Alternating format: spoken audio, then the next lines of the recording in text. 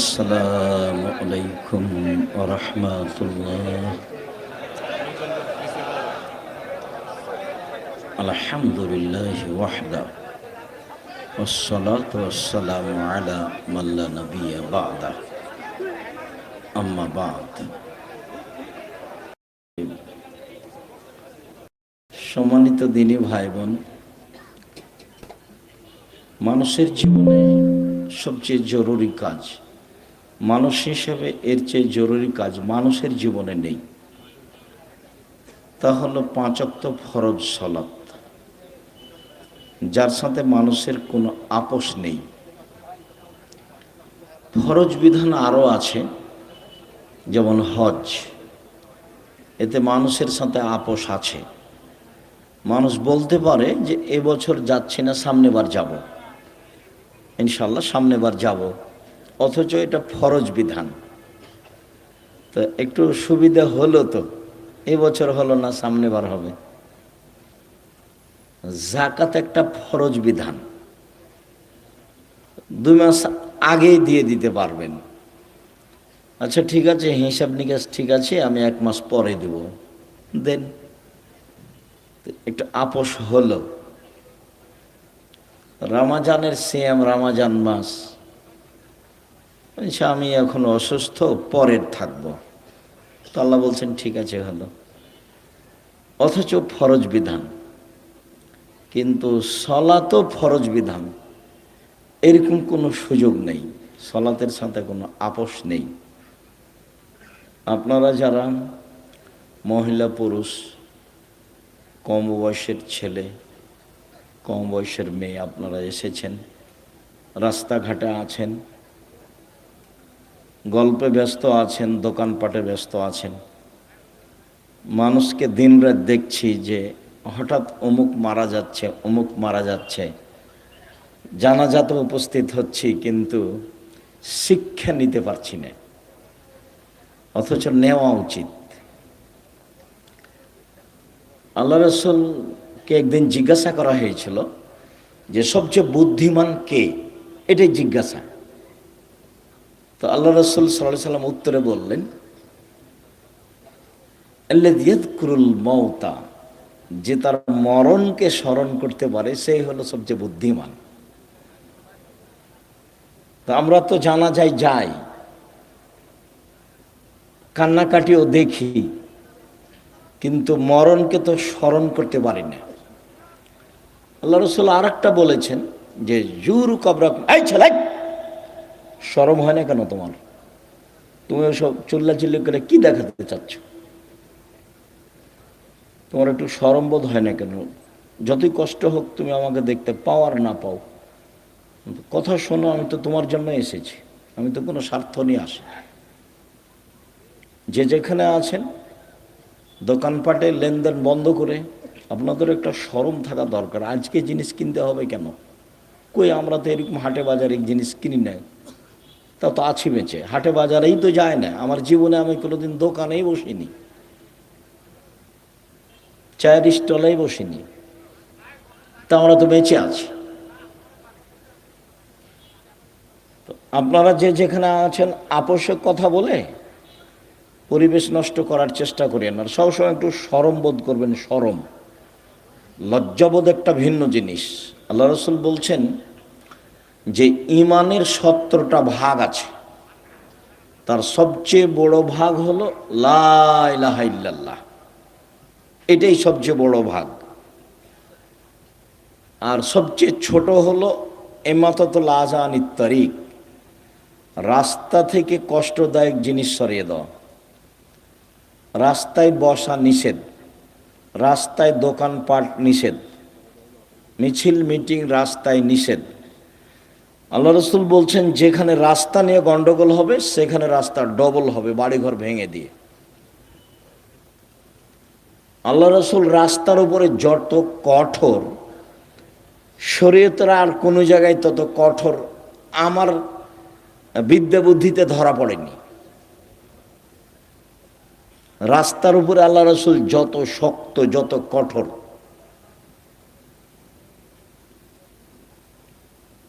একবার বলছেন যে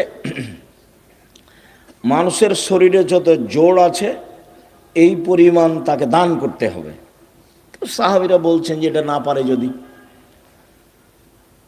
তখন আল্লাহ রসুল বলছেন যে তাহলে এ করতে হবে, রাস্তা থেকে কষ্টদায়ক জিনিস সরিয়ে দিতে হবে, তাহলে শরীরের যত জোড় আছে সব জোড় সমান দান করা হয়ে যাবে। তো রাস্তার ব্যাপারে আল্লাহ রসুল খুব শক্ত। তো তিনি বলছেন যে সবচেয়ে বড় ঈমান হলো লা ইলাহা ইল্লাল্লাহ, আর সবচেয়ে ছোট ঈমান হলো রাস্তা থেকে কষ্টদায়ক জিনিস সরিয়ে দেওয়া, রাস্তাতে যেন কোনো সমস্যা না থাকে।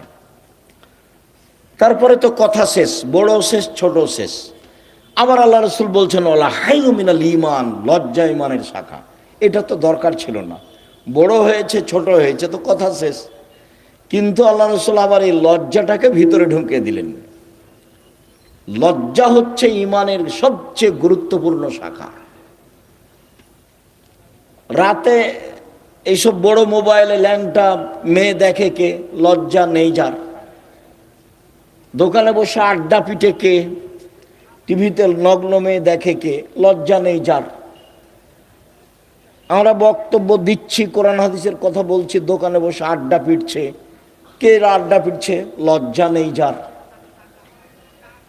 আমি কতবার বলছি যে এইসব নিজের খেয়ে পরের ধন না ধরে অমুকের চরিত্র ফুলের মতো পবিত্র, এইসব নোংরামি করে বেড়াও রাস্তাঘাটে, দলাদলি করে দাঙ্গাবাজি করে আর একজনকে জেল হাজতে দাও।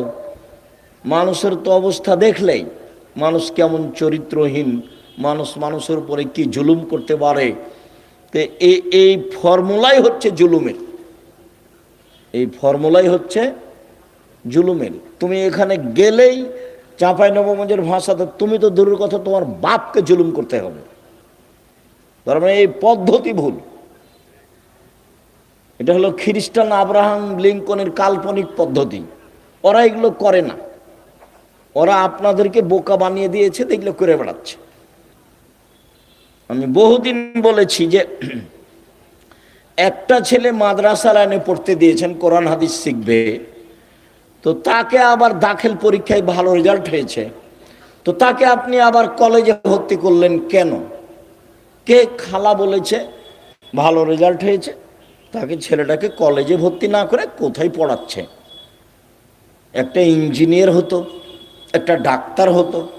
খালা এ কথা বলে, মামি এ কথা বলে, চাচা এ কথা বলে, চাচি এ কথা বলে, সবাই কথা বলে, তখন ছেলেটাকে স্কুলে দিয়েছে, ডাক্তারি লাইনে পড়ছে। তো যেই ছেলেটা প্রথম থেকেই স্কুলে আছে, বাপে বলছে ভালো মেধা, তো পঞ্চম শ্রেণী থেকে 2-3 জন প্রাইভেট মাস্টার রেখেছে, দশমে গিয়ে 4 জন প্রাইভেট মাস্টার রেখেছে। ইন্টার পাস করেছে যখন, তখন বিশ্ববিদ্যালয়ে ভর্তি হওয়ার জন্য সাবজেক্ট প্রতি একটা রেখেছে শিক্ষক। তারপরে বিশ্ববিদ্যালয়ে ভর্তি হয়েছে, তারপরে পড়াশোনার জন্য বাহিরে গেছে, পড়াশোনা করে বাহির থেকে এসেছে, তাই হলো ইঞ্জিনিয়ার। তো ও খালি চুরি করে, ও খালি কি করে? চুরি করে। যেখানে হিসাব নিকাশ লাগায় রাস্তাঘাটের, সেখানে টাকা কিভাবে মারা যাবে সেটাই তার মাথায় আছে। আর লোকে বলছে বড় ডাক্তার। তো যখনই কোনো প্রেসক্রিপশন লেখে কোনো রুগীর, তখন ওই কোম্পানির লিখে যে কোম্পানি তাকে টাকা দিয়েছে। প্রতারক, ধোঁকাবাজ। বহির্বিশ্বে গিয়ে যে ভালো পদে পড়াশোনা করেছে তাকে টয়লেটের সুপার বানিয়েছে বহির্বিশ্বে। ওকে তো বড় চাকরি দিবে না, 200-400 লেবারের দায়িত্ব দিয়েছে, মাসিক বেতন 3 লাখ টাকা। তো এও মনে করলো যে বিদেশে 3 লাখ টাকা বেতন পাই, সুপারের দায়িত্বশীল, সুইপারের দায়িত্বশীল হলে কি হবে? তাই ফলাফল হলো এই। তাহলে বাপে 4 থেকে নিয়ে চিন্তা ভাবনা করেছে বড় ডাক্তার করব, ফলাফল হলো প্রতারক। বাপে বলছে বড় ইঞ্জিনিয়ার বানাবো, ফলাফল হলো চোর। আর মেধা ভালো তাই বিদেশে কিছু করে, তাই হলো যারা সুইপার তাদের লিডার। 50 বছর বাগমারা থানাকে চ্যালেঞ্জ করলাম, 50 বছর বিগত, দেখি কার ছেলে বড় ইঞ্জিনিয়ার কি করেছে জাতির। আগামীকালকে আমার সাথে কথা বলবেন, বিগত 50 বছর থাকলো চ্যালেঞ্জ, 50 বছর বিগত। আপনি বলবেন আমার ছেলে পড়াশোনা করে দেশের এই করেছে, জাতির এই করেছে, জাতির এই করেছে, সব সময় জাতির কল্যাণের জন্য প্রস্তুত আছে, এটা দেখাবেন। তো এই ছেলেটাকে কোরআন হাদিস শিখতে দিয়েছিলেন, তাকে আবার ওখানে দিলেন কেন? এ কি করবে? যাকে সব সময় প্রাইভেটে রেখেছেন সেটাই হলো না, তারই ফলাফল এই। আপনাকে আমি বহুদিন শুনিয়েছি বাগমারার মাটিতে। আপনার ছেলেকে তো আমি খুব ভালোভাবে চিনি। ওই যে সেদিন এসেছিল, প্যান্টটা টাকনোর নিচে ছিল, দাড়ি চাঁচা ছিল, সিগারেট হাতে ছিল, গলায় টাই ছিল, গাড়ি থেকে নামলো, বৌমা একটু পরে নামলো, হালকা হালকা গায়ে কাপড় আছে, নাতনি একটু পরে নামলো, গায়ে কোনো কাপড়ই নাই, গাড়ির পিছন দিকে কুকুর আছে। এই তো আপনার পড়াশোনার ফলাফল। আমি 35 বছর থেকে মাঠে আছি, 90 সাল থেকে এখন পর্যন্ত এদেশের কোনো মানুষ আমাকে ওই ঘরে ঢোকাতে পারেনি যে ঘরে ছবি মূর্তি আছে। আর আমি তো করোনার 5 পয়সা দাম দিইনি। যারা করোনার ওষুধ বের করেছে তারা একদিনও করোনা দেয় না, টিকিট দেয় না ওরা। ও তো আপনাকে বিকলাঙ্গ করার কৌশল। আপনার ছেলে মেয়ে হলে অ্যাডনর্মাল হবে, ওটা তো আসলে ও আপনার ফিলিস্তিনের মানুষ মারে, ও আবার আপনার কল্যাণ চাই। মাথায় কি গোবর আছে? ও আপনার কল্যাণ চাইবে কিভাবে? এটা আপনি কি দিয়ে বুঝলেন? সে আপনার জানের শত্রু, সে আপনার মানের শত্রু, সে আপনার টাকা পয়সার শত্রু, সে আপনার সব কিছুর শত্রু। সে আপনাকে ঔষধ দিয়ে ভালো করে রাখবে, জীবনে কোনোদিন যেন আপনার এই হয় না, সেই হয় না, হেপাটাইটিস হয় না, কি হয় না। এ তো পাগল বানিয়েছে আপনাকে। তাই সব স্কুলের ছেলেকে স্কুলের মেয়েকে টিকে দিতে হবে, পালাক্রমে এসেছে। কত বুঝাইছে ভালো করে, এটা নিতে হবে, সেটা নিতে হবে, এটা ভালো, সেটা ভালো। বলে কত টাকা বেতন পান আপনি? এত আপনি বলছেন কেন? বল হিসাব। সম্মানিত দিনী ভাই বোন, মরণকে স্মরণ করতে পারে যে, সে হলো হুঁশিয়ার মানুষ। আল্লাহ রাসূল বললেন যে কবর জিয়ারত করো, তাহলে মরণ স্মরণ হবে। মাঝে মধ্যে কবরের পাশে যেতে হবে, বাপের, মায়ের, আত্মীয় স্বজনের কবরের পাশে গিয়ে হাত তুলে দোয়া করতে হবে এবং ভাবতে হবে আমিও এই কবরের সদস্য। আল্লাহ রাসূল বলছেন কুন ফিদ দুনিয়া কান্নাকা গরীব, তুমি দুনিয়াতে থাকো তুমি যেন অপরিচিত, তোমাকে কেউ চিনে না। অত বেশি চিনলে তোমার অহংকার আসতে পারে। আবের সাবেলিন, অথবা তুমি পথিক, রাস্তায় যেতে যেতে গাছের নিচে বসেছো, একটু ক্লান্ত সেই জন্য, তারপরে তুমি হাঁটতে লাগবে। এই হলো দুনিয়া। মিন আহলিল কবরে, অন্যথায় তুমি নিজেকে ভাবো আমি কবরের একজন সদস্য। হাদিস বুখারী মুসলিম। এভাবে মুহাম্মদ সাল্লাল্লাহু আলাইহি সাল্লাম বলেন।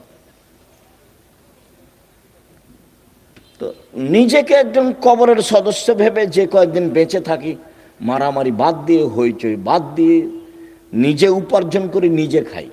বহুদিন বলেছি 4টা জিনিস: 5 ওয়াক্ত সালাত, কোরআন তেলাওয়াত, হালাল রুজি, আড্ডা না পিটা, জান্নাত হবে ইনশাল্লাহ।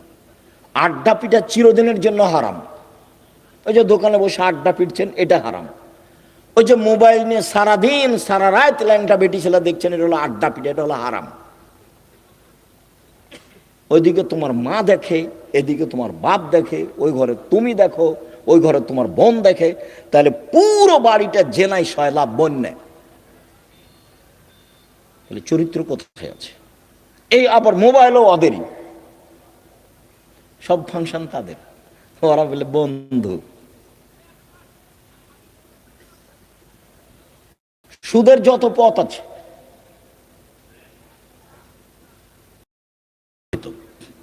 সম্মানিত দিনী ভাই বোন, যে যেখানে আছেন অল্প সময় কথা বলি, আপনার সাথে কিছু গুরুত্বপূর্ণ কথা বলতে এসেছি। মানুষের জীবনে সবচেয়ে জরুরি কাজ 5 ওয়াক্ত সালাত।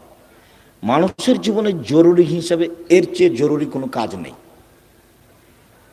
সেটা হজ হোক, জাকাত হোক, জমি চাষ হোক, চাকরি হোক, ব্যবসা হোক, বাণিজ্য হোক, হাইকোর্ট হোক, জজ কোর্ট হোক, পৃথিবীর এমন কোনো কাজ নাই যেটা মানুষের জন্য নামাজের সলাতের চেয়ে বেশি জরুরি হতে পারে। এটুকু আপনার বোঝা উচিত। আপনি আমার ভালোবাসায় এসেছেন এখানে, আপনি তো 5 ওয়াক্ত সালাত আদায় করেন না। করা উচিত, করতেই হবে। বহুদিন বলেছি, অজু করে সালাত আদায় করতে হয়, তো পানি নেই, তায়াম্মুম করে করেন। মাটি নেই, তো অজু ছাড়া তায়াম্মুম ছাড়াই সালাত আদায় করেন। কেবলার দিকে মুখ করে সালাত আদায় করতে হয়, কেবলা বোঝা যায় না, কেবলা ছাড়াই করেন। দাঁড়িয়ে সালাত আদায় করতে হয়, দাঁড়িয়ে থাকা যায় না, বসে করেন। বসে থাকা যায় না তো শুয়ে শুয়ে পড়েন। পরিষ্কার কাপড় পরে সালাত আদায় করতে হয়, পরিষ্কার নেই, যাতে পেশাব পায়খানা লেগে আছে সেটা পরেই পড়েন। পরিষ্কার অপরিষ্কার কোনো কাপড়ই নেই, উলঙ্গ অবস্থায় আছি, তো উলঙ্গ অবস্থাতেই পড়েন। গাড়িতে উঠে আছেন, শিকল ধরে আছেন, ঠেলে ঠেল মানে না, গাড়িতে দাঁড়ানো অবস্থায় আছেন, এই অবস্থায় সালাত আদায় করতে হবে। যুদ্ধের সালাতগুলো এসেছে যে একটা নিয়ম এসেছে যে একদল শত্রুর মোকাবেলা আছে আর একদল এখানে সালাত আদায় করছে। 1 রেকাত এরা, 1 রেকাত ওরা, রাসূলের 2 রেকাত, তারপর ওরা নিজে নিজে 1 রেকাত পড়ে শেষ করলো। আর একটা এসেছে শত্রুর মুখে দাঁড়িয়ে আছে, এভাবেই সালাত আদায় করছে, শত্রুর মুখের উপর আছে, এভাবেই সালাত আদায় করছে। রাসূল সাল্লাল্লাহু আলাইহি ওয়াসাল্লাম সালাতের উপরে এত সোচ্চার ছিলেন, যেই সালাত আমার আর আপনার ছেলে মেয়ের কোনো হিসাবে নেই। খাচ্ছে, পেশাব করছে, পায়খানা করছে, দিন কাটছে পশু প্রাণীর মতো, গরু ছাগলের মতো। আর দল করার ব্যাপারে ঠিকই আছে, আর মানুষের বদনাম আর গীবাত করার ব্যাপারে, বিরোধিতা করার ব্যাপারে, শত্রুতা করার ব্যাপারে ঠিকই আছে।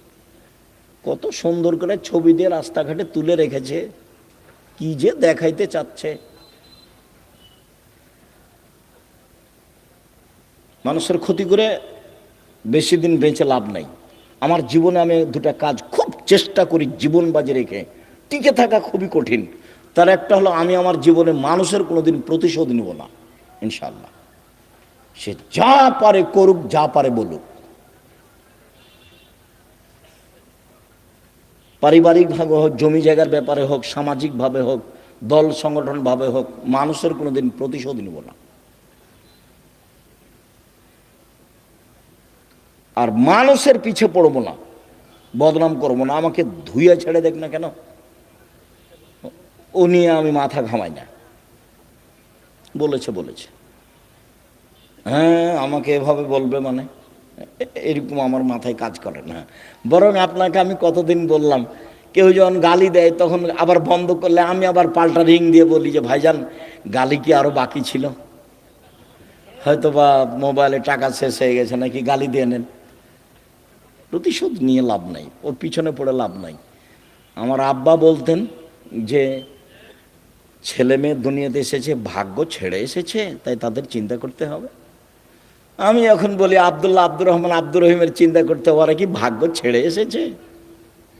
ওরা ভাগ্য নিয়ে আসেনি, ওদের তাকদিরে কিছু লেখা আছে তো নাকি?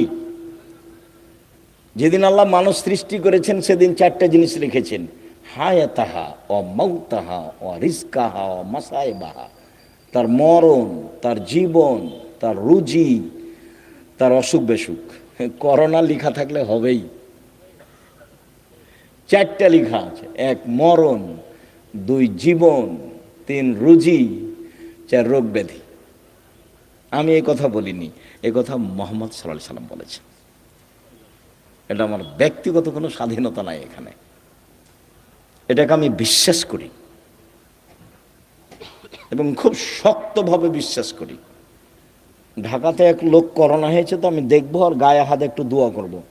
তোর ছেলে মেয়ে সবাই আছে, খালি আমাকে অনুরোধ করছে যে ওস্তাদজি আপনি ভিতরে আসেন না, ওস্তাদজি আপনি ভিতরে আসেন না, আপনি আমার আব্বার জন্য বাহির থেকে দূর করেন, দোয়া করেন। তে বলছি আমি তো আমার অন্তর তো ধাক্কা খাই না যে তোমার বাপের গায়ে হাত লাগালে আমাকে করোনা ধরবে, ধরেও যদি তা আমি বলবো না যে এই কারণে ধরেছে, আমি বলবো ওই যে লেখা ছিল সেই জন্য ধরেছে। আমি এত তাড়াতাড়ি পরিবর্তন হতে চাই না, মার্কস দিয়ে ভাগ্য বাড়াতে রাজি নই, এটা করতে রাজি নই। শুনুন, 5 ওয়াক্ত সালাত আদায় করতেই হবে আপনাকে। আজকের জরুরি কথা আপনার সাথে, মানুষের জীবনে কিছু চাওয়া পাওয়া আছে। মানুষ বেঁচে থাকলে সমস্যা নেমে আসে, মামলা মোকদ্দমা হয়, জমি জায়গা লাগে, বাড়িঘর লাগে, কিছু লাগে মানুষকে। তো মানুষ আল্লাহকে বলতে শিখুক। কাকে বলতে শিখবে? আল্লাহকে।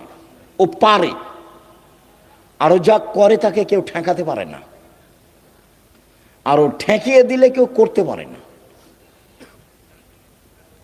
আমার কাছে যে কত প্রমাণ আছে, মাঝে মধ্যে বলি না, 2013 সালের 24শে আগস্ট রোজ মঙ্গলবার সকাল 11টার সময় হাঁটাবো, বীরহাটাবো, রূপগঞ্জ, নারায়ণগঞ্জ, ঢাকায় বলেছিলাম আমার হাতে টাকা নাই, এ কথা সত্য, এখানে প্রতিষ্ঠান গড়বে এ কথা সত্য, ইনশাল্লাহ গড়বেই গড়বে। প্রতিষ্ঠানটা প্রায় এখন 100 বিঘা জমির উপরে, 100 বিঘা। 2016 সালের 17 ফেব্রুয়ারি রোজ বুধবার বিকাল 4টা 4:30টার সময় বলেছিলাম এই ডাঙ্গিপাড়ায়, সেই প্রতিষ্ঠান এখন প্রায় 50 বিঘার উপরে অবস্থান করে, 50 বিঘা। এবছরের জানুয়ারিতে ছাত্র ছিল 2200,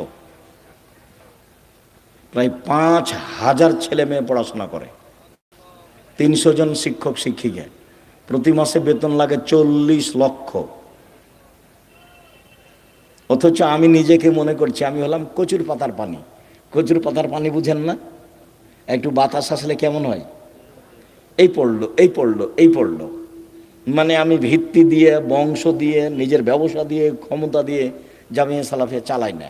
চলে কিভাবে আমি নিজেই বুঝতে পারি না, তো আমার আবার ক্ষমতা কি? সম্মানিত দিনী ভাই বোন, 6-7 নভেম্বরে আছে, একদিনের ভালোবাসা গড়াইন না, নইলে আমি তখন আর আসতে চাইব না। মাঝে মধ্যে যাবেন, ভালোবাসা গড়াবেন, পত্রিকা নেবেন। আপনার টাকা দিয়ে এতগুলো পত্রিকা ছাপে, কত জানো? প্রায় 16,000 পত্রিকা ছাপে, আল ইতেসাম পত্রিকা। তা আপনি মনে করেন না যে আমার টাকা দিয়ে ছাপাই, আপনার টাকা দিয়েই ছাপাই।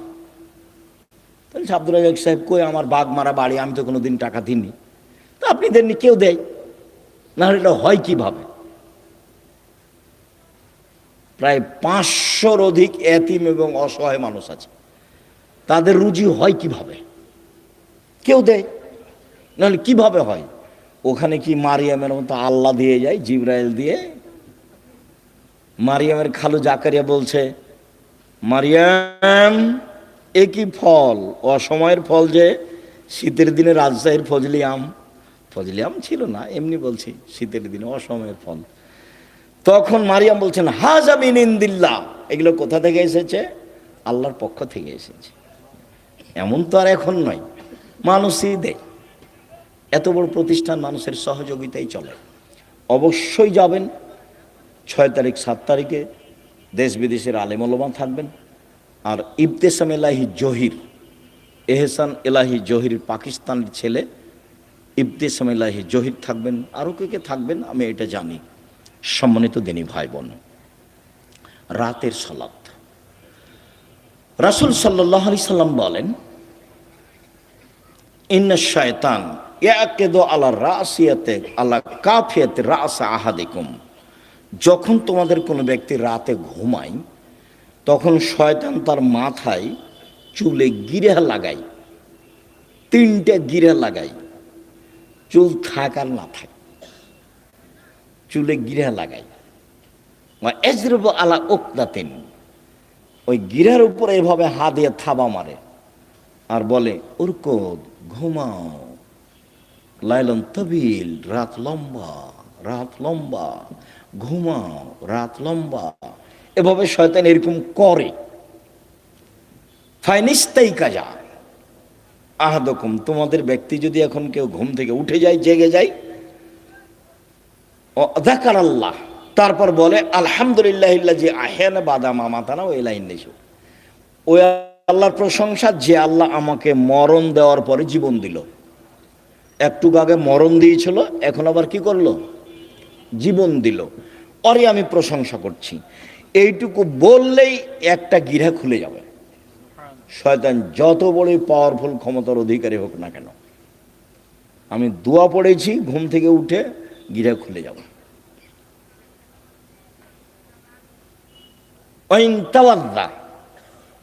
ইনহাল্লা তোকদা, তারপরে যদি অজু করে তা আর একটা গিরা খুলে যাবে।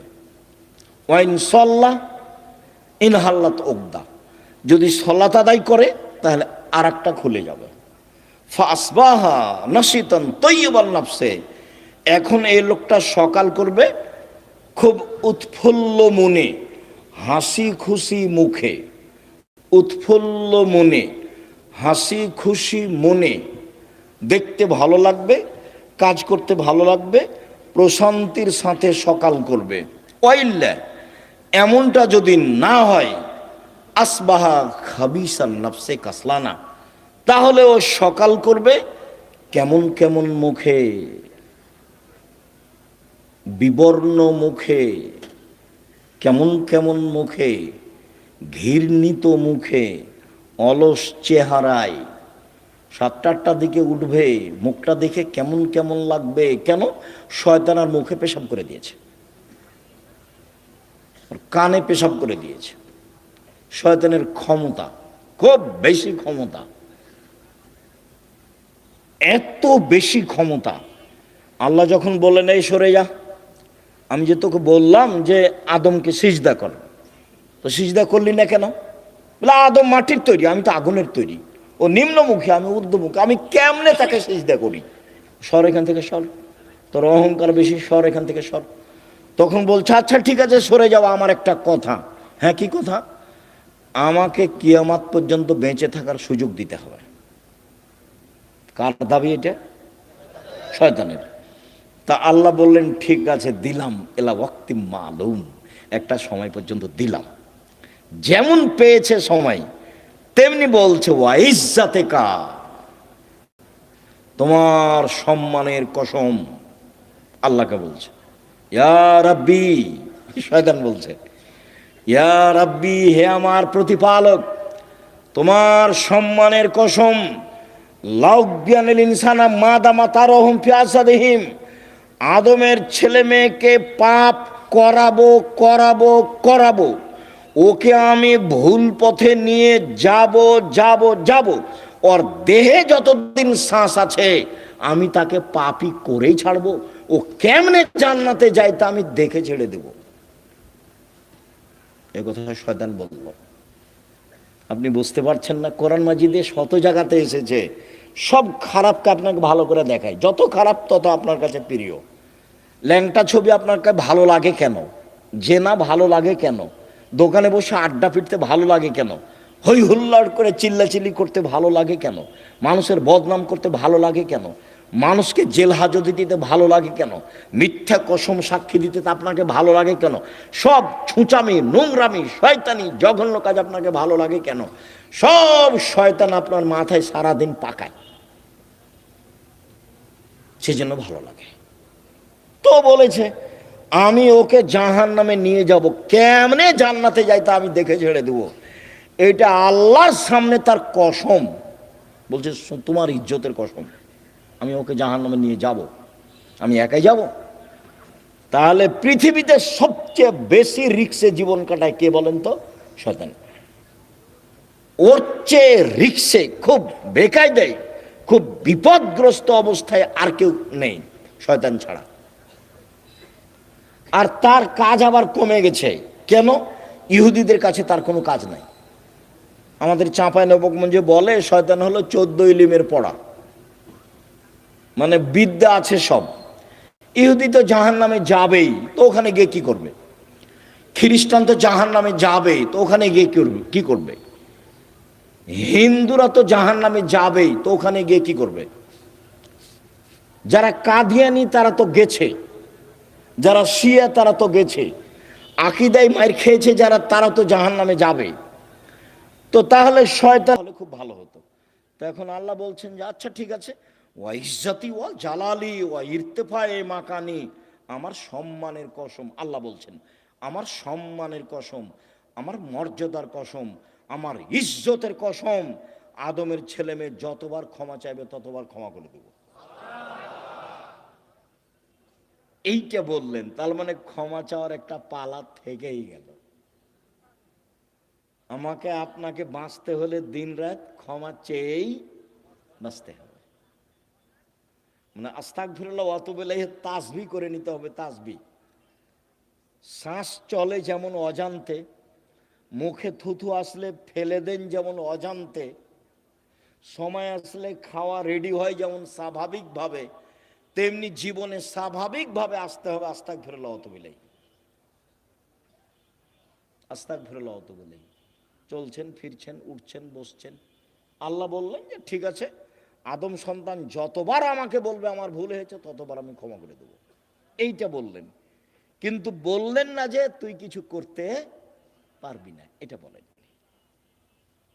তখন আল্লাহ রসুল বলছে কুল্লু বানি আদম খাত্তা, আদম সন্তানই পাপী, খায়র খাত্তাই না তাওবুন, সবচেয়ে ভালো আদমের ছেলে মেয়ে সেই যে বলে আস্তাগফিরুল্লাহ ওয়া আতুবু ইলাইহি, আস্তাগফিরুল্লাহ আল্লাযী লা ইলাহা ইল্লা হুয়াল হাইয়ুল কাইয়্যুম ওয়া আতুবু ইলাইহি, রব্বিগফিরলি ওয়া তুব আলাইয়া ইন্নাকা আনতাত তাওয়াবুল গফুর, আল্লাহুম্মা আনতা রাব্বি লা ইলাহা ইল্লা আনতা খালাকতানি ওয়া আনা আবদুকা ওয়া আনা আলা আহদিকা ওয়া আদিকা মাসতাতাতু আউযু বিকা মিন শাররি মা সানাতু আবু আলাকা বিনিআমাতিকা আলাইয়া ওয়া আবু বিযামবি ফাগফিরলি ফাইন্নাহু লা ইয়াগফিরু যুনুবা ইল্লা আনতা।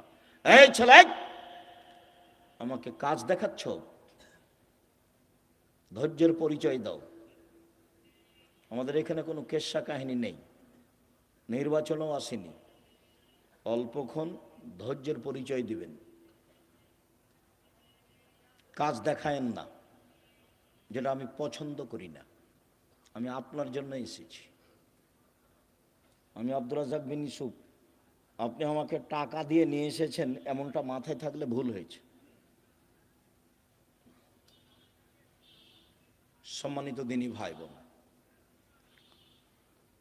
যদি রাতে না উঠে তাহলে শয়তান তার মুখে কানে পেশাব করে। আয়েশা রাদিয়াল্লাহু তাআলা আনহা বলেন, কানান নবী সাল্লাল্লাহু আলাইহি সাল্লাম ইসাল্লি ফিমা বাইনা ইয়াফরুগা মিন সালাতিল ইশা ইলাল ফজর 11 রাকা ওয়া ইসাল্লামু মিন কুল্লি রাকাতাইন ওয়া ইউতির বিওয়াহিদাতিন। এশার পর থেকে নিয়ে ফজর পর্যন্ত সময়ে আল্লাহর নবী 11 রাকাত রাতের সালাত আদায় করতেন। 11 রাকাত, কখন থেকে কখন? এশার থেকে নিয়ে ফজর পর্যন্ত। তাহাজ্জুদ পড়ার সময় শুরু হয়ে যায় এশার পর থেকেই ফজর পর্যন্ত সময়। হ্যাঁ, রাত 3 ভাগের 2 ভাগ পার হওয়ার পরে মানুষ পড়ুক, এটা সবচেয়ে উত্তম, কিন্তু সময় শুরু হয়ে যায় কখন থেকে? এশার পর থেকে না ফজর আযান পর্যন্ত। আল্লাহর নবী 2 রাকাতের পরে সালাম ফিরতেন, 2 রাকাত পড়ে সালাম ফিরতেন, 2 রাকাত পড়ে সালাম ফিরতেন, 1 রাকাত বিতির পড়তেন। 1 রাকাতের হাদিস অনেক বেশি। আপনার জন্য বইটা লিখেছিলাম, রাসূল সাল্লাল্লাহু আলাইহি সাল্লামের সালাত বনাম প্রচলিত সালাত। আপনি নিয়ে পড়েন কিনা সেটা আমি জানি না। কৃপণতা দেখায়েন না, ফল ভালো হবে না। 16,000 পত্রিকা ছাপানো হয়, ওটা নয়, ওখানে টাকসাল নাই, ওখানে সব কিছু মেশিন দেওয়া হয় না, মানুষ আছে, কর্মচারী আছে, টাকা খরচ করেন আপনি। অতএব আপনি পড়বেন, 50টা প্রশ্নের উত্তর আছে। আমি পরিশ্রম করি আপনার জন্য দিন রাত, আলেম ওলামা আছে, প্রেস আছে, টাকা পয়সা খরচ হয়। এমনি অনেক বই আছে, তার মধ্যে আল ইতিসাম পত্রিকা, জামিয়া সালাফের মুখপাত্র পত্রিকা। 20, 25, 30 টাকা আপনার কাছে ভারী হোক, এটা আমি চাই না, এটা আমি কামনা করিনি। আমি মনে করছি বই কিনবেন, পড়বেন, বন্ধু বান্ধব আত্মীয় স্বজন খালা ফুফু সবকে দিবেন, যারা আছে আত্মীয় স্বজন তাদেরকে দিবেন, যে আব্দুর রাজ্জাক সাহেব সালাতের পর বইটা লিখেছেন, দেখেন তো 1 রাকাত বেতের, 3 রাকাতের হাদিস বুখারী মুসলিম, 5 রাকাতের হাদিস বুখারী মুসলিম, সব একটানা। 3 রাকাত একটানা, 5 রাকাত একটানা। বিকল্প কি সেটা আপনাকে আমি বলতে চাইনি। আমি আপনাকে বলতে চাইছি বুখারী মুসলিমের হাদিস এইভাবে। বুঝাতে পারিনি মনে হয়। সম্মানিত দিনী ভাই বোন, উমামা বাহেলি রাদিয়াল্লাহু তাআলা আনহু বলেন, রাসূল সাল্লাল্লাহু আলাইহি সাল্লাম বলেছেন, আলাইকুম বিকিয়ামিল লাইল, পৃথিবীর মানুষ তোমাদের রাতে সালাত আদায় করা জরুরি। আল্লাহ নবী বলছেন, আমি বলিনি এই কথা। পৃথিবীর মানুষ, মহিলা পুরুষ, তোমাদের রাতে সালাত আদায় করা জরুরি। কেন? হোয়া গরমে অস্থির হয়ে গেলাম রে। আরে মামা, ফ্যানের নিচে তো আমি। এত অশান্তির কি আছে? এক জায়গায় ঘুমাইলেই তো হয়েছে। আবার কি হবে জিনিয়াস? এটা ক্লিক ফ্যান মামা, একবার অন হইলেই। প্রতিপালকের নিকটে হতে পারো। রাতে সালাত আদায় করলে তোমরা তোমাদের প্রতিপালকের নিকটে হতে পারো। 2, মুকাফফিরাতুন লিসায়াত, রাতে সালাত আদায় করলে পাপ মিটে যায়। 3, মানহাতুন আলিল ইসম, রাতে সালাত আদায় করলে আপনার থেকে পাপ দূরে সরে যায়। যারা খুব চেষ্টা করছে পাপ ঠেকাতে পারছে না, আব্দুর রাজ্জাক বিন ইউসুফের বক্তব্য শুনে কতবার যে কান ধরে কসম করলো আর কোনোদিন কোনো মেয়ের সাথে কথা বলবো না, কিন্তু টিকতে পারে না। 2 মাস 4 মাস পরে কথা বলে। বিড়ি সিগারেট খাবো না, তো 2 দিন 4 দিন পরে আবার শুরু করে। দোকানে বসে আড্ডা পিটবো না, সপ্তাহ পার হয়নি, পরের দিন দেখছে দোকানের সামনে বসে আছে। তাহলে বুদ্ধি কি? বহু ছেলে, বহু লোক বলে আমাকে, আব্দুর রাজ্জাক সাহেব টিকতে পারি না, কোনো পথ আছে? ভাইজান, আমি তো আর কোনো জাদুমন্ত্র দিতে পারছি না, পথ এটাই। তাহলে রাতে উঠে 2 রাকাত সালাত আদায় করে আল্লাহকে বলেন। যদি মনে করেন যে এখনই বন্ধ করে, তাহলে এভাবে উঠাবেন। আর যদি বলো বন্ধ করেন, তাহলে এভাবে উঠাবেন। চাপ দিয়ে বলতে হবে, বন্ধ করতেই হবে। বন্ধ করবো না মানে করতেই হবে। তুমি তো পারো, তুমি তো এমন সত্তা নও যে পারবা না, তবু আমি বলছি। তার নাম হলো আজিজ, ওর নাম পরাক্রমশালী। ওর নাম কি? আজিজ, পরাক্রমশালী। তাকে কেউ ঠেকাতে পারে না। কাদির, সব কিছু করতে পারে। তো সবই যে পারো, আমি বলছি আমি একটা মানুষ, আমি পাপ করতে চাই না। তুমি বন্ধ করবা না কেন? তুমি সত্যি দিয়ে বন্ধ করে দাও। আপনি খুব চাপ দিয়ে বলবেন, হাত তুলে বলবেন, খুব বিনয়ের সাথে কান্নাকাটি করে চাপ দিবেন, বন্ধ হবে ইনশাল্লাহ, হবেই। রাতে সালাত আদায় করলে 3টে। আমর ইবনে আব্বাস রাদিয়াল্লাহু তাআলা আনহু বলেন, রাসূল সাল্লাল্লাহু আলাইহি সাল্লাম বলেছেন, আকরাবু মা ইয়াকুনুর রাব্বু ইলাল আবদে ফিল লাইলিল আখির, রাত যখন 3 ভাগের 2 ভাগ পার হয়ে যায়, তখন আল্লাহ সবচেয়ে মানুষের নিকটে হয়ে যায়। রাতের 3 ভাগের 2 ভাগ পার হয়ে গেলে আল্লাহ মানুষের নিকটে হয়ে যান। এই শোনো আমর ইবনে আবাসা, তুমি যদি হতে চাও, এই সময়ে যারা আল্লাহকে ডাকে তাদের অন্তর্ভুক্ত হও। হও না, হও, তুমি চেষ্টা করো, তুমিও হয়ে যাও, পারলে হও। এই কথা রাসূল সাল্লাল্লাহু আলাইহি ওয়াসাল্লাম বলেন।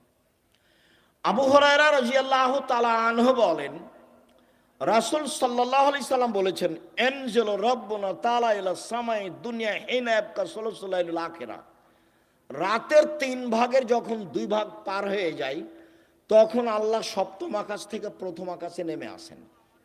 এই কথাটার খুব মূল্যায়ন করতে হবে। এই ছেলে, আপনি কথা বলছো কেন? শরম বোধ হয় না? হাঁটাহাঁটি করো কেন? একটু লজ্জাবোধ হয় না কেন? শরম বোধ হয় না কেন? আমি তো কথা শেষ করবই ইনশাআল্লাহ। তো আপনার এত ব্যস্ততা বাড়লো কেন? আপনি একটু ধৈর্যের পরিচয় দিবেন। রাতের 3 ভাগের 2 ভাগ পার হলে আল্লাহ সপ্তম আকাশ থেকে প্রথম আকাশে নেমে আসেন, নেমে এসে বলেন মায়ে সোলনি ফাউতিয়াহু, কে কি চায়, যে যা চায় আমি তাকে তাই দিলাম। মায়াদুনি ফাস্তা জিবালাহু, কে আমাকে ডাকে বিপদে পড়ে আমি তার ডাকে সাড়া দিলাম। কি বলতে চাও? এলে বিপদে পড়েছি, ঠিক আছে, ঠিক করে দিলাম। কে ডাকে? তিন মাইস্তাক ফিরিনি ফাক ফিরাল্লাহ, কে আমার কাছে ক্ষমা ভিক্ষা চায়, যে চায় তাকে আমি ক্ষমা করে দেব, যে চাই তাকে আমি ক্ষমা করে দেব। অন্য জায়গাতে বলছেন আল্লাহ তাআলা হাদিসে কুদসি, ইয়াবনা আদম মা দাওয়াতানি রাজাওতানি, আদমের ছেলে মেয়ে শোনো, তুমি যেভাবে ডাকো আমি সেভাবে থাকি, তুমি যেভাবে আশা পোষণ করো সেভাবে আমি পূর্ণ করে থাকি। আদমের ছেলে মেয়ে শোনো, তুমি যেভাবে ডাকো আমি সেভাবে থাকি, তুমি যেভাবে আশা পোষণ করো সেভাবে আমি পূর্ণ করে থাকি। ওলা উবালি, আমি পরোয়া করি না তুমি কত বড় পাপী, তোমার ক্ষমা চাইলে আমি ক্ষমা করে দিই, আমি পরোয়া করি না তুমি কত বড় পাপী, তুমি যেভাবে ডাকো আমি সেভাবে থাকি, তুমি যেভাবে আশা পোষণ করো সেভাবে আমি পূর্ণ করে থাকি। বালাগাত জনবোকানা সেমায়, আদমের ছেলে মেয়ে শোনো, তোমার পাপ যদি বেশি হতে হতে হতে আকাশে লেগে যায়, পাপ আর পাপ, আকাশ জমিন পরিপূর্ণ পাপ, জীবনটা শুধু পাপে ভরা। 15-16 বছর থেকে পাপ শুরু হয়েছে, এখন 40 বছর বয়স, শুধু পাপ, জেনা দিয়ে ভরা জীবন, অশ্লীলতা দিয়ে ভরা জীবন, মানুষের বিরুদ্ধে চলা দিয়ে বদনাম গীবত দিয়ে ভরা জীবন। তোমার পাপ বেশি হতে হতে যদি আকাশ পরিপূর্ণ হয়ে যায়, আমাকে বলো, আমি তোমার পাপ ক্ষমা করে দেব।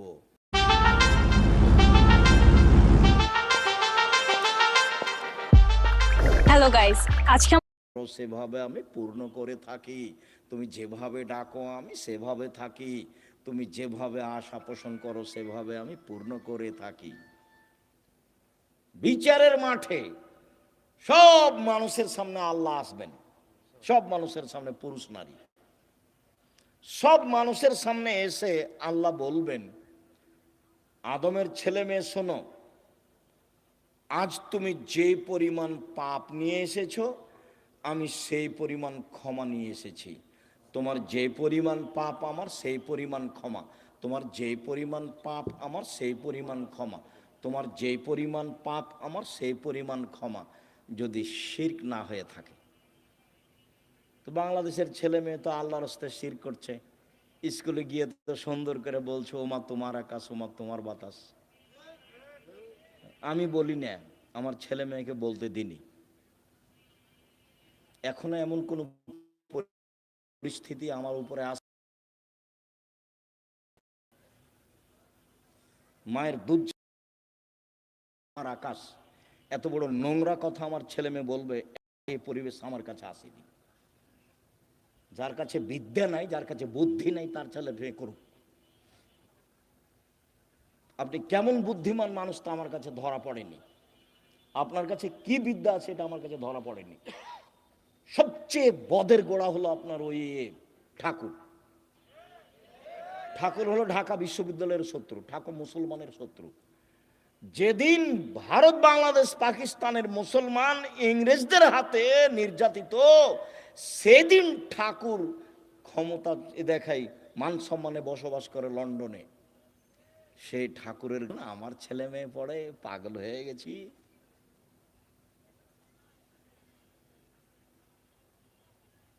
এ তো অবাক হয়ে গেল, এ তো নিজের ঘরের ওই কি বলছে গো, ব্রয়লার মুরগি জ্বালিয়ে দিয়ে ইন্ডিয়া থেকে মুরগি নিয়ে আসতে হবে, মানে মাথায় গোবর আছে। নিজের মুরগি কি করতে হবে, জ্বালিয়ে দিতে হবে, তো ওখান থেকে ডিম আনতে হবে। এত উল্টা বুদ্ধি, এটাও একটা উল্টা বুদ্ধি। চেষ্টা করো না কেন? কই বাগমারের ছেলে মেয়ে নাকি জেনারেল লাইনে পড়ে ইঞ্জিনিয়ার হয়ে বড় ডাক্তার হয়ে জাতির উপকার করেছে। কোথায় উপকার করেছে? পুঠিয়া থানা না? তো পুঠিয়া থানার ছেলে মেয়েরা খুব ভালো পড়াশোনা করেছে, অনেক কিছু করেছে। আমি তো বলছি প্রায় 30 বছর থেকে, আমি তো 30 বছরের ওই সেই কত বালানগরে এসেছিলাম বহুদিন আগে, সেদিন আমি বলেছি তোর বাপের আকাশ, সব সময় বলছি, আমি তো ঘৃণা জানাই। সম্মানিত দিনী ভাই বোন, রাতে উঠে আল্লাহকে কিছু বলতে হবে। আল্লাহ আমার আর আপনার কথা শোনার জন্য প্রতীক্ষমান। আল্লাহ নেমে আসেন আমার কথা শোনার জন্য, আর আমি ঘুমিয়ে থাকি, তাহলে এটা কেমন হলো? বুঝাতে পারলাম না কথা মনে হয়। আল্লাহ নেমে আসেন আমার জন্য, আর আমি কি করি? ঘুমিয়ে থাকি। একটা কথা মধ্যে মনে রাখিয়েন, আমি ঘুমিয়ে থাকি এর অর্থ এই নয় যে সবাই ঘুমিয়ে থাকে। সবাই ঘুমিয়ে থাকে না। কেউ না কেউ আল্লাহকে বলে যে ঠিক আছে তাহলে আমাকে এটা করে দাও, ঠিক আছে তাহলে এটা আমাকে করে দাও, এভাবে বলে। আমর ইবনে আস রাদিয়াল্লাহু তাআলা আনহু বলেন, রাসূল সাল্লাল্লাহু আলাইহি সাল্লাম বলেছেন, মান কামা বিআসরি আয়া লাম ইগফাল মিনাল গাফিলিন। কেউ যদি রাতে উঠে 10টা আয়াত পড়ে, 10টা, তাহলে সে গাফেল নয়, এটা লিখে দেওয়া হবে। 2, মান কামা বে মিআয়া কুতিবা মিনাল কানিতিন। কেউ যদি 100 আয়াত পড়ে রাতে উঠে সলাতে, 100 আয়াত, তাহলেও পরহেজগার মানুষের অন্তর্ভুক্ত লিখে দেওয়া হবে। অমান কামা বে আলফে আয়া, কেউ যদি রাতে 1000 আয়াত পড়ে কুতিবা মিনাল মুকান্তিরিন, তাহলে পৃথিবীতে সর্বোচ্চ মর্যাদার অধিকারী যারা, তাদের সাথে এও বড় বড় মর্যাদার অধিকারী, ইব্রাহিম আলাইহিস সালাম এরকম যারা বড় বড় মর্যাদার অধিকারী, আপনি যদি রাতে 1000 আয়াত পড়েন, যদি এটা ভারী, তো 100 আয়াত তো পারবো, 10 আয়াত তো পারবো।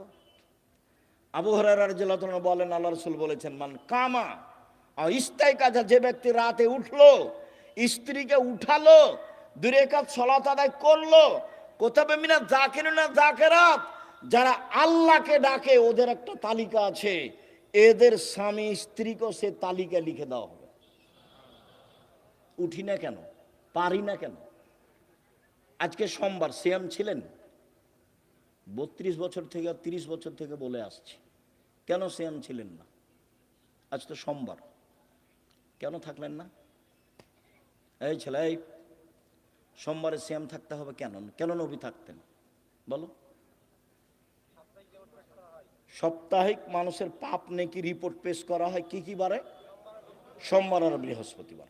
তা আমাদের নবী বলছেন যে আমি ভালোবাসি আমার রিপোর্টটা দেখার সময় আল্লাহ দেখুক যে সিয়াম থেকে উঠে বলে, লা ইলাহা ইল্লাল্লাহু ওয়াহদাহু লা শারীকা লাহু লাহুল মুলকু ওয়া লাহুল হামদু ওয়া হুয়া আলা কুল্লি শাইইন কাদির ওয়া সুবহানাল্লাহি ওয়া আলহামদুলিল্লাহি ওয়া লা ইলাহা ইল্লাল্লাহু আল্লাহু আকবার লা হাওলা ওয়া লা কুওয়াতা ইল্লা বিল্লাহ, তাহলে এখন যা বলবে আল্লাহ সেটা মেনে নেবেন, যেটা বলবেন সেটাই শুনবেন, যেটা বলবেন সেটাই শুনবেন।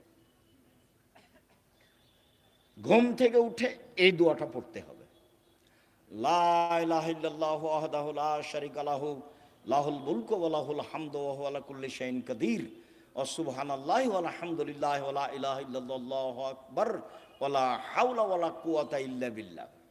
অবশ্য জাবের রাদিয়াল্লাহু তাআলা আনহু বলেন, আল্লাহর নবী বলেছেন, মা মিন মুসলিমিন ইয়াবিতু আলা যিকরিল্লাহি তাহিরান, কেউ যদি ওযু করে ঘুমায়, দোয়া পড়ে ঘুমায়, ওযু করে ঘুমায়, দোয়া পড়ে ঘুমায়, এখন ঘুম থেকে উঠে আল্লাহর কাছে যা চাইবে সেটা দিয়ে দিবেন। মা ইয়াসআলু মিন খাইরিন মিন আমরি দুনিয়া ওয়াল আখিরাহ, ইহকাল পরকালের যেটা চাইবেন সেটা দিয়ে দিবেন, যেটা চাইবেন সেটা দিয়ে দিবেন। এই কথাটা লাগানো আছে ওযু করে ঘুমাতে হবে। কি করে ঘুমাতে হবে? ওযু করে ঘুমাতে হবে। জি, উপস্থিত দিনী মুসলিম বোন বুঝতে পারছেন কিছু? না হইচই করে এসেছেন আর হইচই করে যাচ্ছেন? কিছু আল্লাহকে ডাকতে শিখুন, বলতে শিখুন। আল্লাহ রাসূল বলছেন যে কোরাইশদের মহিলারা সবচেয়ে উত্তম।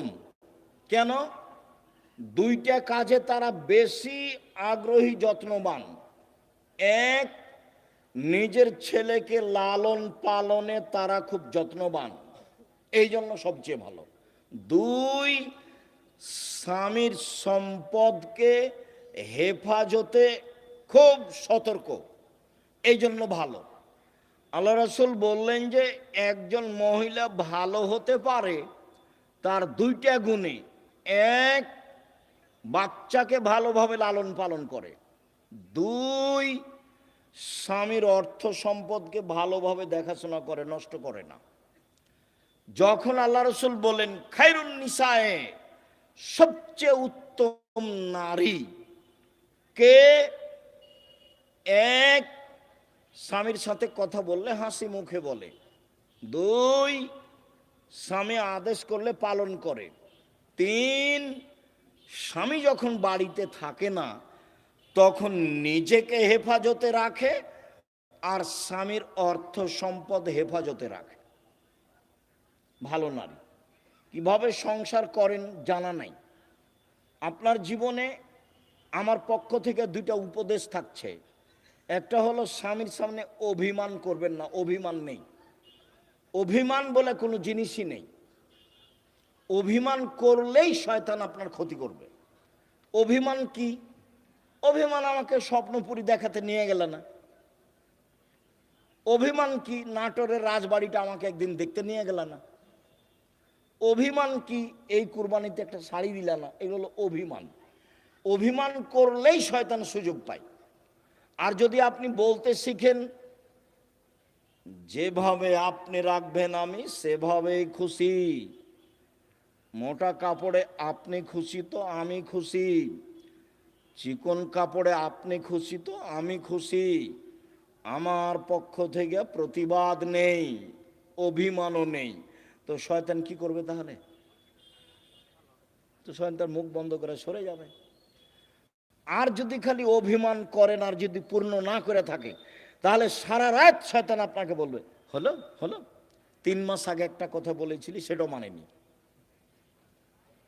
গত রমজানে একটা শাড়ি চেয়েছিলি সেটাও মানেনি, হলো তোকে তোর কোনো কথাই মানবে না। তখন ঘুম থেকে উঠেও বলে যে তোর সংসারই করবো না, যা তুই আমাকে বাদ দে, তুই সংসারই করবো না, এখনই ছেড়ে দে, এখনই ছেড়ে দে, আমি তোর সংসার করব না। তখন এ নিরুপায় হয়ে বলে যে যা তাহলে করবি না তো কি করবো, আর 1 তালাক 2 তালাক 3 তালাক যা। যেমন 3 তালাক বলা হয়েছে তখন আর শয়তান নেই, চলে গেছে। এখন দুইজনই ফ্রি। ইন্না লিল্লাহি ওয়া ইন্না ইলাইহি রাজিউন। এইবার ছেলে মেয়ে 3টে, যে খুব ঝামেলা। কয়দিন পরে দেখবেন স্বামী কাঠগড়ায় একদিকে আর স্ত্রী কাঠগড়ায় একদিকে। কয়দিন আগে একসাথেই ছিল। অভিমান করবেন না জীবনে। আপনি আমার দিনই বোন, আপনাকে আমি খাটো করতে আসিনি। অভিমান এরকম কোনো কথা চলবে না।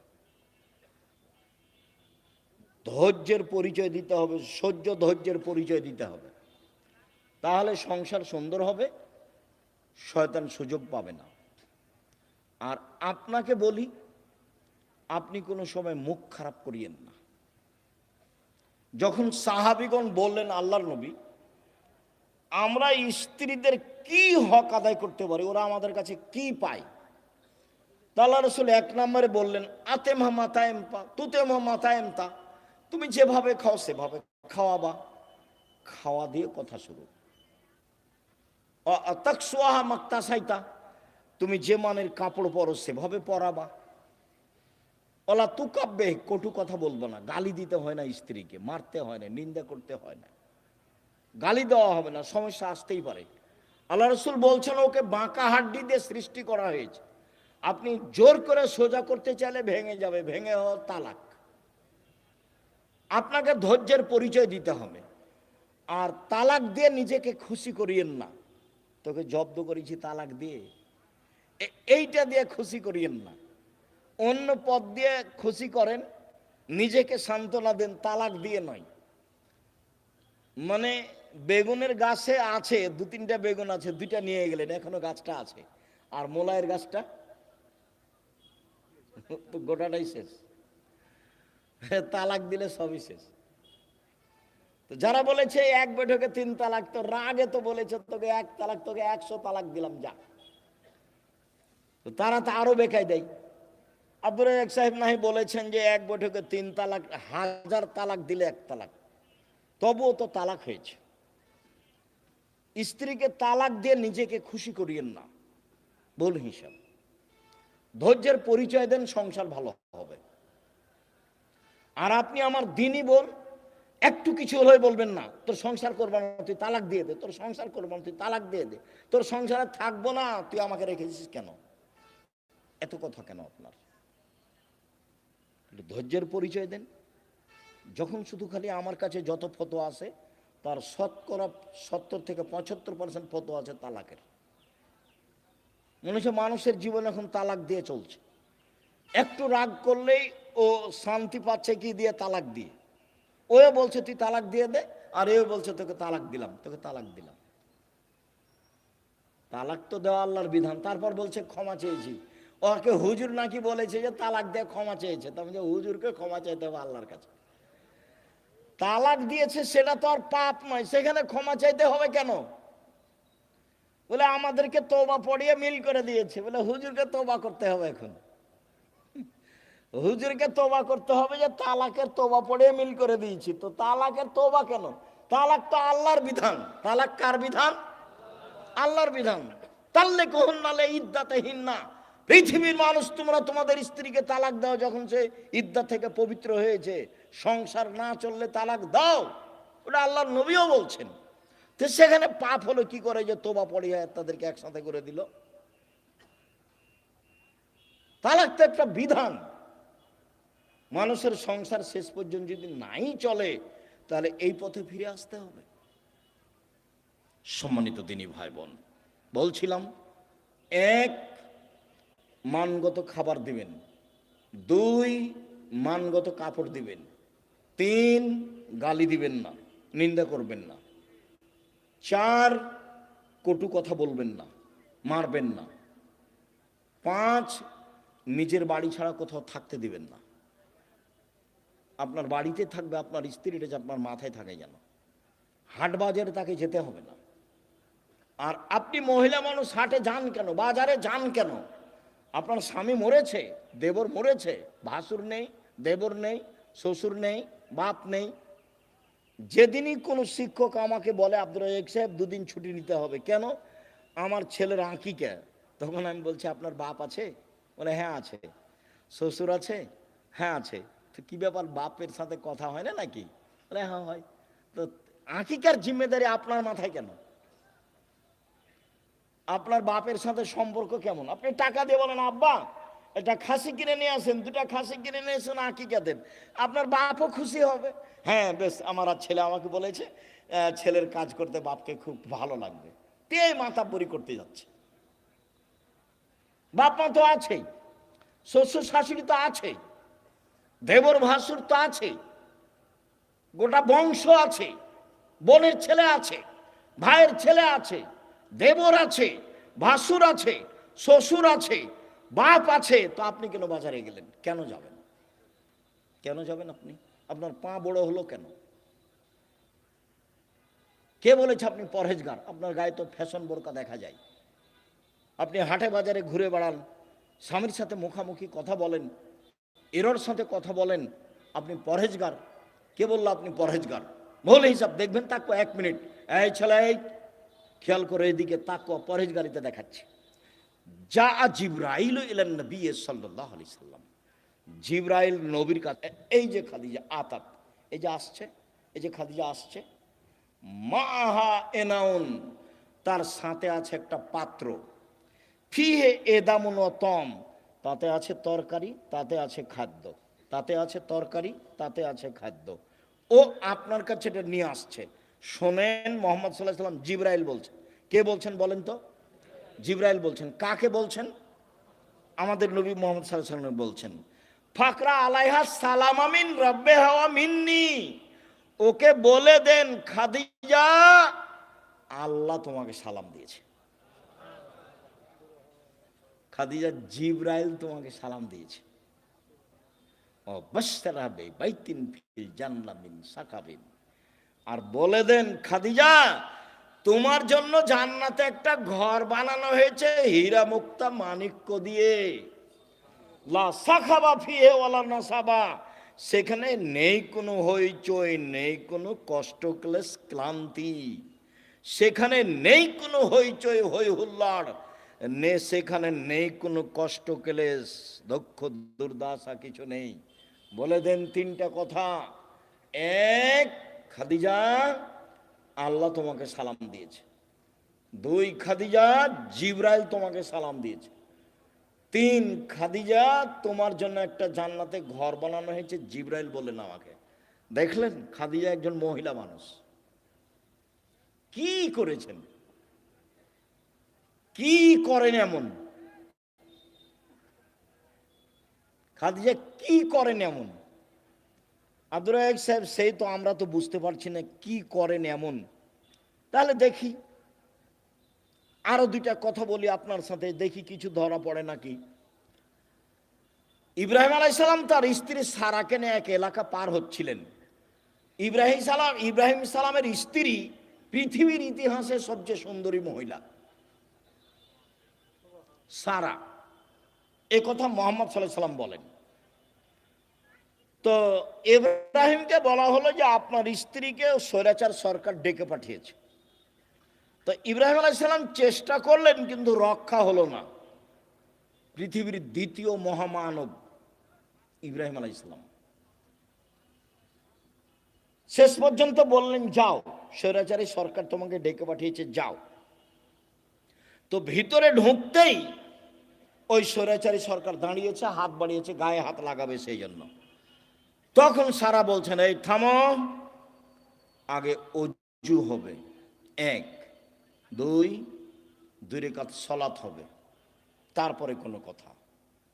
অজু করে 2 রাকাত সালাত আদায় করে বলছে, আল্লাহুম্মা, হে আল্লাহ, ইন কুনতু আমানতু বিকা ওয়া বিরাসূলিকা, আমি সারা যদি তোমাকে মেনে নিয়ে থাকি যে তুমি আল্লাহ, আমি সারা যদি তোমার নবী ইব্রাহিমকে নবী বলে মেনে নিয়ে থাকি যে ইব্রাহিম নবী, আমি মেনে নিলাম। 3, আমার জিন্দেগিতে যদি আমি আমার লজ্জা স্থানকে আমার স্বামী ছাড়া কাউকে ব্যবহার করতে না দিয়ে থাকি, এই কথা 3টা যদি আমার সত্য হয়ে থাকে, নির্জনে এই স্বৈরাচারী শাসক যেন আমার গায়ে হাত লাগাতে না পারে। কথা শেষই হয়নি, উল্টে পড়ে গেছে ও। দেখলেন না ইমানের দাবি কেমন? পারবেন? হাটে বাজারে হ্যাঁ করে হাঁটছেন না, ঘুরে বেড়াচ্ছেন, কি দিয়ে হবে? বাড়িতে যাবেন, টিভি চলছে, স্বামী তো কেমন আপনি ভালো জানেন। আপনার স্বামীকে আমি খাটো করে কষ্ট আপনাকে দিতে চাই না, তবে আপনার স্বামী কাপুরুষ আমার কাছে ধরা পড়ে, এটা ঠিক।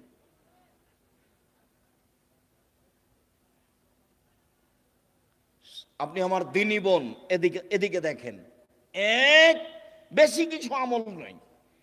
এক, আমি নবীকে মেনে নিয়েছি, আমাদের নবী মুহাম্মদ সাল্লাল্লাহু আলাইহি সাল্লাম আমরা মেনে নিয়েছি, আমাদের নবীকে মুহাম্মদ সাল্লাল্লাহু আলাইহি সাল্লাম আমরা মেনে নিয়েছি। 2, আল্লাহকে মেনে নিয়েছি যে তুমি আছো, সবকিছু করতে পারো, তুমি আজিজ, এ তো মেনে নিয়েছি। 3, জিন্দেগিতে জেনা করিনি, এইটা আমাকে দিতে হবে, দিয়ে দাও। আল্লাহ বলেন ঠিক আছে দিব। ও মানুষ, আমি মানুষ নাই, ও পারে, আমি পারি না, তাকে দেয় আল্লাহ, আমাকে কেন দেয় না? দিবেই তো, দিতে হবে। আমি যেটা চাচ্ছি সেটা আল্লাহকে কি করতে হবে? দিতেই হবে। দেরি হলেও দিতে হবে, দিতেই হবে। আমি মানুষ, আমি অধিকার রাখি। আমি পাপী হলে কি হবে? আমি তো বলছি আমি গুনাহগার, তুমি আমাকে ক্ষমা করো, এটা আমাকে দিয়ে দাও। আমি তো বলছি, আমি তো মানুষের কাছে চাইনি, ধর্ণা ধরে বলিনি যে এই করেন সেই করে দেন, তুই আপনি কত ভালো মানুষ, আপনি অমুককে দিয়েছেন, এ তো আমি কাউকে বলতে যাইনি, আপনাকে বলছি, তোমাকে বলছি, করে দাও। এদিকে দেখেন, হাজেরা বলছেন যে ইব্রাহিম আলাইহিস সালাম আমাকে কাবা ঘরের পাশে রেখে চলে যাচ্ছে, তা আমি পিছে পিছে হাঁটছি আর বলছি, আইনা তাজহাবা ইব্রাহিম, ইব্রাহিম আপনি কোথায় যাচ্ছেন? আইনা তাজহাবে ইব্রাহিম, ইব্রাহিম আপনি কোথায় যাচ্ছেন? অর্থাৎ রোকন বেহাজলদি লেইসেফিন সলাশায়, আপনি আমাকে এমন একটা উপত্যকায় ছেড়ে যাচ্ছেন কিছুই নেই, আপনি আমাকে কিছু বলবেন না? এরকম নির্জন মরুভূমিতে রেখে যাচ্ছেন, না কথা বলছেন না, যেতেই আছেন। তো স্ত্রীও পিছে পিছে হাঁটছেন। এক পর্যায়ে বলছেন, আল্লাহ আমার আকা, আল্লাহ কি আপনাকে এইভাবে চলে যেতে বলেছেন? আপনি আমাকে কিছু না বলেই যাবেন? আর আপনি আমাকে তো বলবেন যে হাজেরা থাকো, কোনো সমস্যা নেই, 2 বছর 5 বছর পরে আসবো, দেখা হবে, কিছু তো সান্ত্বনামূলক বলবেন। কিছু না বলে চলে যাচ্ছেন, আল্লাহ কি আপনাকে চলে যেতে বলেছেন? তখন ইব্রাহিম সাল্লাম বলছেন, নাম, হ্যাঁ চলে যেতে বলেছেন। তখন তিনি বলছেন, ফালাই সাইয়্যিদুল্লাহ তাআলা, ঠিক আছে, আল্লাহ আমাকে ধ্বংস করবেন না। ধ্বংস করবেন না মানে উনি কি খেয়ে থাকবেন? আরে কয়েকশো কিলোমিটারের মধ্যে কোনো মানুষ নেই, দোকানপাট নেই, গাছপালা নেই, ঘাস পাতা নেই, কোনো কিছু নেই। তার আল্লাহর উপরে কত ভরসা। বলছে ঠিক আছে, তাহলে আল্লাহ আমাকে ধ্বংস করবেন না। তো ঘুরে এসে বাচ্চা দেখছেন, কি যে অবস্থা ছেলের, ব্যাগে যা পানি ছিল তা তো শেষ হয়েছে। কি যে হয়, সাফা পাহাড়ে উঠলেন, কোথাও পানির পথ নেই, দৌড়িয়ে নেমে মারোয়াতে গেলেন, কোনো পথ নেই। আবার বাচ্চা দেখতে আসলেন, 1 বার 2 বার 3 বার 4 বার 5 বার 6 বার 7 বার। এবার বাচ্চার দিকে আসছেন, ভাবছেন বাচ্চা মনে হয় মারাই যাবে। বুখারীর হাদিসে এভাবে এসেছে। হঠাৎ বলছে, কি চান? কে? আমার পানির প্রয়োজন। ঠিক আছে, পানির প্রয়োজন বলতেই জিবরাইল বাচ্চার পাশে, জিবরাইল নিজের পা দিয়ে আঘাত করলেন। বাচ্চার পায়ে আঘাত হয়েছে কথা মিথ্যে, বাচ্চার পায়ে জমজম চালু হয়েছে কথা মিথ্যে। জিবরাইল নিজে পায়ের আঘাত করতে পানি একবারে জোরে ফুটে বের হতে লাগলো। তখন হাজেরা পানিগুলি থামাতে লাগলেন। জম জম মানে থামো, উনি বাঁধ দিয়ে পানিগুলো থামাচ্ছেন। আল্লাহ রসুল বলছেন, যদি হাজেরা পানি না থামাতেন তাহলে জমজমের পানি সারা পৃথিবীতে ছড়িয়ে পড়ত। এভাবে রাসূল সাল্লাল্লাহু আলাইহি ওয়াসাল্লাম বলছেন। আপনি মহিলা মানুষ, নিরাশা হন কেন? আব্দুর রাজ্জাক সাহেব শোনেন, অনেক কথা ছিল আপনার সাথে, তো আপনার সাথে তো কথা বলতে পারি না। তো একটা কথা, সব সময় আপনার কথার মাঝে একটা কথা ফুটে উঠে যে মহিলারা জান্নাতে যাবেই। 1 5 ওয়াক্ত সালাত, 2 রমজান মাসে সিয়াম রোজা, 3 স্বামীকে মেনে চলা, 4 জেনায় লিপ্ত না হওয়া। তো আমাদের তো এরকম ঘটে গেছে, এখন কি উপায়? চিন্তা করবেন না, চিন্তার কিছু নেই। বুখারী মুসলিমের হাদিস থেকে আপনাকে পরামর্শ দিয়ে আলোচনা শেষ করব ইনশাআল্লাহ। 1, আপনি আজ থেকে বন্ধ করেন, কোনো ছেলে যদি আপনার সাথে কথা বলতে চায় তাহলে আপনি বলবেন, ইন্নী আখাফুল্লাহ, আমি আল্লাহকে ভয় করি। তোমরাকে বলছি, মোবাইলে কোনোদিন আর মেয়ের সাথে কথা বলবা না, বলবো যে আল্লাহকে ভয় করি। খালি যদি আল্লাহকে ভয় করি এই কথা বলো, তো পরকাল তো টিকবেই। পৃথিবীর কোনো বিপদ তোমার সামনে এসে তোমাকে ধ্বংস করতে পারবে না। 1, 2, জেনা বন্ধ, আজ থেকে বন্ধ। তুমি যদি এই সিদ্ধান্ত নিতে পারো জেনা বন্ধ, যে কোনো বিপদ থেকে বেঁচে যাওয়া। প্রমাণ দিতে পারবা? ওই যে বুখারী মুসলিম, ওই যে ঘটনা, 3 জন রাস্তায় হাঁটছিল, বৃষ্টি আসলো, গর্তে ঢুকে গেল, উপর থেকে পাথর এসে মুখটা আটকা পড়ে গেল। একজন বলল যে বাপ মাকে ভালোবাসি, পাথর সরিয়ে দেন। তা আল্লাহ বললেন দিলাম। একজন বলল যে একটা লোককে কাজে নিয়েছিলাম, অর্ধেক দিন কাজ করে চলে গেল, টাকা দিতে চাইলাম, নিল না। আমি ওর টাকা বাড়াতে অনেক গরু ছাগল করে দিলাম। একদিন এসে বলছে আমাকে টাকা দেন। আমি বললাম গরু ছাগল নিয়ে যাও। আমাকে বলছে মজাক করবেন না, না মজাক করিনি, তুমি সবই নিয়ে যাও। সবই নিয়ে গেছে, তে কাজটা যদি ভালো করে থাকি পাথর সরিয়ে দাও। বলে দিলাম। তার একজন বলছে, আমার চাচাতো বোনের সাথে আমি জেনা করতে চেয়েছিলাম, তো আমাকে 200টা স্বর্ণ মুদ্রের কথা বলেছিল। আমার চাচাতো বোন ভেবেছিল আমি গরিব মানুষ, টাকা সংগ্রহ করতে পারবো না স্বর্ণ মুদ্রা। আমি হাড় ভাঙা পরিশ্রম করে লম্বা সময় 200 দেরহাম দেনার জমা করে তাকে দিলাম। আমি জেনায় বসেছি, জেনা করব। তখন আমাকে বলছে, দেখ আল্লাহকে ভয় কর, আমাকে অসতী প্রমাণ করিস না। দেখ তুই আল্লাহকে ভয় কর, আমাকে জেনাকারিনী মহিলা হিসাবে গণ্য করিস না, আমাকে অসতী প্রমাণ করিস না। তা আমি অন্যায় করিনি, উঠে গেছি। তো দেখো তাহলে পাথর সরিয়ে দাও। তা আল্লাহ বলছেন দিলাম। এ দেখেন, বোঝা গেল না কথা? আর এদিকে আল্লাহ বলছেন অনাহান নাফসা আনিল হাওয়া ফাইনাল জান্নাত হিয়াল মাওয়া। কেউ যদি নিজেকে অশ্লীল কাজ থেকে ঠেকাতে পারে, আমি আল্লাহ তাকে डायरेक्ट रिश्ता ही पेज था। लगता जी बेबे ने मोर्चा मार लिया। चाहे बेबे करके होया चाहे बेबे दे पोते करके होया, पर ये तो दस दो के जवाब की देते।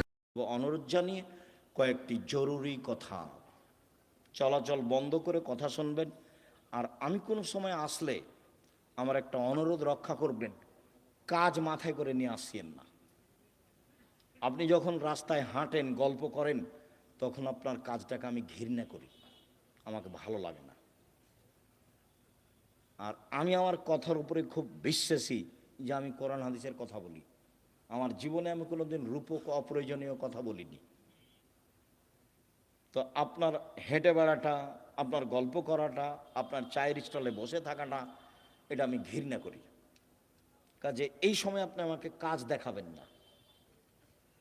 কি করবেন? গিয়ে দোকানে বসে থাকবেন, নাহলে বউয়ের সাথে গিয়ে ঝগড়া লাগাবেন। কি কাজ আছে? আমি তো আপনার এলাকায় থাকি, যে আপনার কাজ আমি খুব ভালোভাবে বুঝি। আর জমি জায়গার চাষ যদি বলেন, তা আমার আব্বা কৃষক মানুষ ছিলেন, আমিও কৃষকতাকে ভালো বুঝি। জমি চাষ করা, কিভাবে ধান উৎপাদন হবে, কিভাবে আমার আব্বাকে আমি দেখেছি। কাজে আপনার কাজকর্ম আমি ভালো জানি। উপার্জনের পথ 4টে। এই ছেলে, উপার্জনের পথ কয়টা? 4টে। 1 দিন মজুরি, সন্ধ্যায় টাকা শেষ হবে। 2 চাকরি, 25 দিনে সাধারণত টাকা শেষ হবে। কদিনে? 25 দিনে, বাকি 5 দিন ধার কর্জ করে চলবে। 3 জমি চাষ, মাস শেষে বছর শেষে লাভ লস সমান বা লস বেশি। এবার আলুতে খুব লস থাকলো। 4 ব্যবসা। তখন আল্লাহ রসুল বলছেন, সত্যবাদী বিশ্বস্ত ব্যবসায়ীরা নবীর সাথে থাকবে। তাহাজ্জুদ পড়ে থাকা যায় না। 2টা মেয়ের লালন পালন করলে নবীর সাথে থাকা যাবে। 2টা মেয়ের, 3টে মেয়ের লালন পালন করলে নবীর সাথে থাকা যাবে। একটা সহজ পথ নবীর সাথে থাকার, কি? সত্যবাদী বিশ্বস্ত ব্যবসায়ী। আমি বলিনি এই কথা, এই কথা মুহাম্মদ সাল্লাল্লাহু আলাইহি ওয়াসাল্লাম বলছেন। আত-তাজির আস-সাদিক আল-আমিন এখনো ইয়ামাল কিয়ামা শুহাদা সিদ্দিকুন নবীন নবী। সত্যবাদী বিশ্বস্ত ব্যবসায়ীরা বিচারের মাঠে সিদ্দিক, শুহাদা, নবীদের সাথে থাকবেন। এটা আমার মুখের কথা নয়। 2 আর তিজারাত মাল কিজবাল হালাল, ব্যবসাতে মিথ্যা কথা এসে যায়, ব্যবসায় কসম চলে আসে। ফাসুবহু বিসাদকা, দান করে মিটিয়ে দাও। তো দিন মজুরি করলে তো দান করতে পারবেন না, ও তো সন্ধ্যায় টাকা শেষ হয়েছে। চাকরি করলে তো 25 দিনে গেছে, কয়েকদিন ধার কর্জ করে গেছে। আর জমি চাষ করলে তো লাভ লস সবাই বুঝে। তাহলে কিছু করতে হলে কি করতে হবে? ব্যবসা। রিস্ক নিয়ে ব্যবসা করতে হবে, পিছু হটার কোনো সুযোগ নেই। আব্দুর রাজ্জাক সাহেব, আমি করেছিলাম 10 লাখ টাকা লস, চিন্তা করবেন না, পিছু হটার সুযোগ নেই, ব্যবসায় করতে হবে। তবে যে ব্যবসা ধরে আছেন সেটাকে সহজে বাদ দিয়ে আরেকটা করতে যাবেন না, ওটা আল্লাহ রাসূল না করেছেন। হ্যাঁ, এইটার চেয়ে একটা ভালো ব্যবসা আপনি বুঝতে পারছেন আপনার বিদ্যা বুদ্ধি দিয়ে, তখন ওটা শুরু করবেন। একটা টোটালেই ছেড়ে দিয়ে আরেকটায় যাবেন না, নাহলে মায়ের খাওয়ার সম্ভাবনা আছে। তাহলে রুজি উপার্জনের সবচেয়ে উত্তম পথ কোনটা? ব্যবসা। আমি চকলেট দিয়ে ব্যবসা করতে বলিনি, আমি বলেছি সবচেয়ে কম পয়সার ব্যবসা কি? চকলেট। আমি বলিনি যে চকলেটেরই ব্যবসা করতে হবে। আমি বলেছি শ্বশুরের কাছে যৌতুক নিও না, চকলেটের ব্যবসা করো। তা আমি কি চকলেটেরই ব্যবসা করতে বলেছি, না লোন লাগবে না কিদের ব্যবসা কিসের করতে হবে? কম টাকার। তাহলে লোন নেওয়া লাগবে না। কলার ব্যবসা করতে বলেছি, লোন নেওয়া লাগবে না। আর কলকাতায় হিরোইন কিনে ঢাকায় বিক্রি করতে নিষেধ করেছি, শ্বশুরের কাছে টাকা নিতে নিষেধ করেছি, খুব শক্তভাবে নিষেধ করেছি। এবং এ কথা বলেছি, ভিক্ষা করা টাকা দিয়ে চাউল কিনে ভাত খেয়ে ইবাদত কবুল হবে, শ্বশুরের কাছে যৌতুক নিয়ে এসে টাকা দিয়ে চাউল কিনে ভাত খেয়ে ইবাদত কবুল হবে না। শ্বশুরের কাছে টাকা নেওয়া জুলুম। ওটার নাম কি? যৌতুক। সন্ধ্যা হতে হতে টাকা ফেরত দিতে হবে, দিতেই হবে যে কোনো মূল্যে। নিজে উপার্জন করে খেতে শিখো, দিন মজুরি করে খাও, সহজ পথ। ব্যবসা করো ছোট, সহজ পথ। শুক্রিয়া, জাযাকুমুল্লাহ খায়র। সম্মানিত দিনী ভাই বোন, আপনাদের সাথে জরুরি কথা। কোনোদিন আসলে এই থামো, ছেলে থামো, সবাই উপস্থিত হওয়ার চেষ্টা করবেন, ভাই বোন সবাই। এক, জরুরি কথা, আল ইতেসাম পত্রিকা সহ অন্যান্য বইগুলি নিয়ে যাবেন। যে আলোচনা করছিলাম সে আলোচনা উপদেশ বইয়ে আছে আর আদর্শ নারীতে আছে।